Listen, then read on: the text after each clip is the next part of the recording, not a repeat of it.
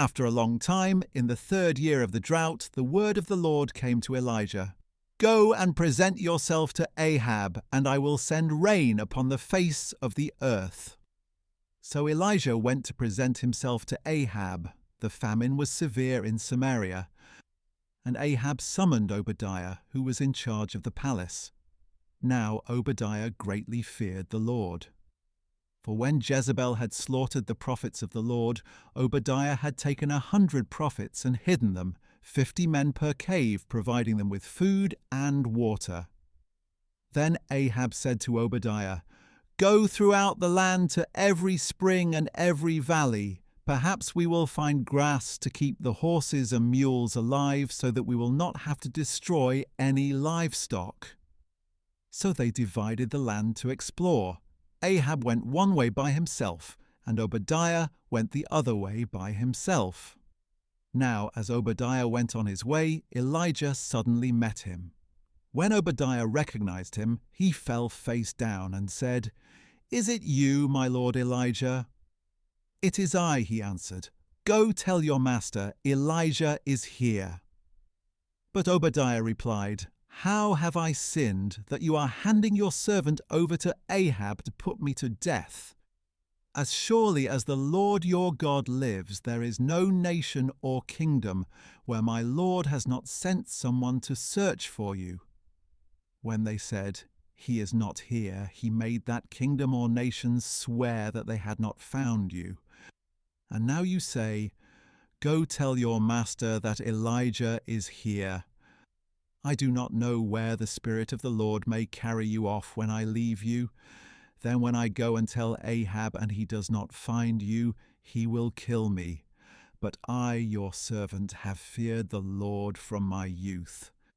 Was it not reported to my Lord what I did when Jezebel slaughtered the prophets of the Lord?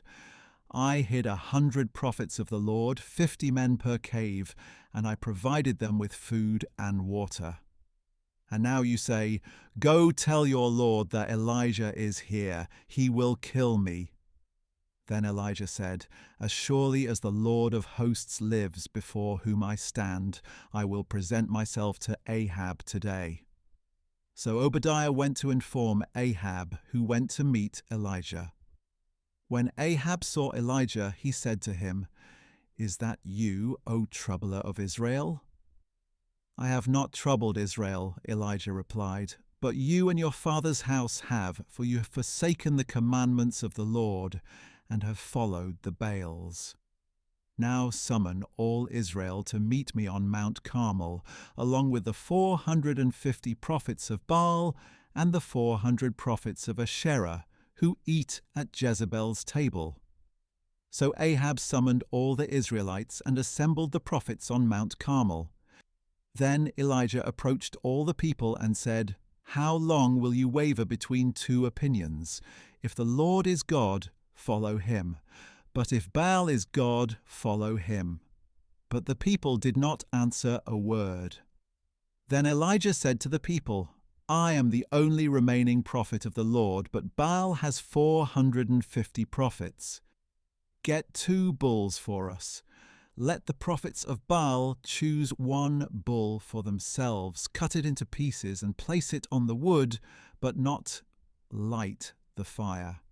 And I will prepare the other bull and place it on the wood, but not light the fire. Then you may call on the name of your God, and I will call on the name of the Lord. The God who answers by fire, he is God." And all the people answered, "What you say is good." Then Elijah said to the prophets of Baal, "Since you are so numerous, choose for yourselves 1 bull and prepare it first.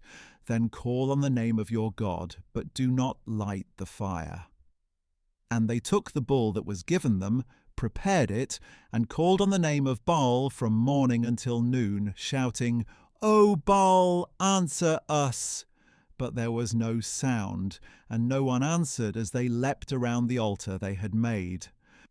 At noon, Elijah began to taunt them, saying, Shout louder, for he is a god. Perhaps he is deep in thought, or occupied, or on a journey. Perhaps he is sleeping and must be awakened." So they shouted louder and cut themselves with knives and lances, as was their custom, until the blood gushed over them. Midday passed, and they kept on raving until the time of the evening sacrifice.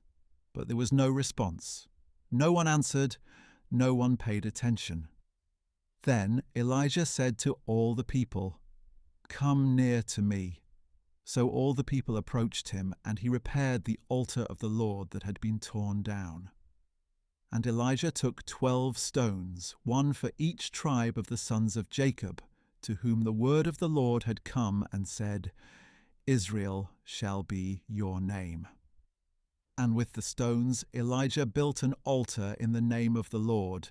Then he dug a trench around the altar large enough to hold 2 seahs of seed. Next he arranged the wood, cut up the bull, placed it on the wood, and said, "Fill 4 water pots and pour the water on the offering and on the wood." "Do it a second time," he said, and they did it a second time. "Do it a third time," he said, and they did it a third time. So the water ran down around the altar and even filled the trench.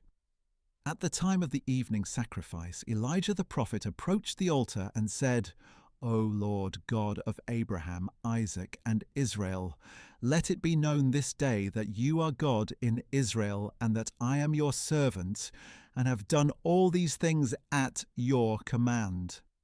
Answer me, O Lord, answer me, so that this people will know that you, the Lord, are God, and that you have turned their hearts back again." Then the fire of the Lord fell and consumed the sacrifice, the wood, the stones, and the dust, and it licked up the water in the trench. When all the people saw this, they fell face down and said, "The Lord, He is God, the Lord, He is God."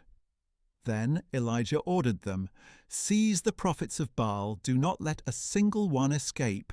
So they seized them, and Elijah brought them down to the Kishon Valley and slaughtered them there. And Elijah said to Ahab, "Go up, eat and drink, for there is the sound of a heavy rain." So Ahab went up to eat and drink. But Elijah climbed to the summit of Carmel, bent down on the ground, and put his face between his knees. "Go and look toward the sea," he said to his servant. So the servant went and looked, and he said, "There is nothing there."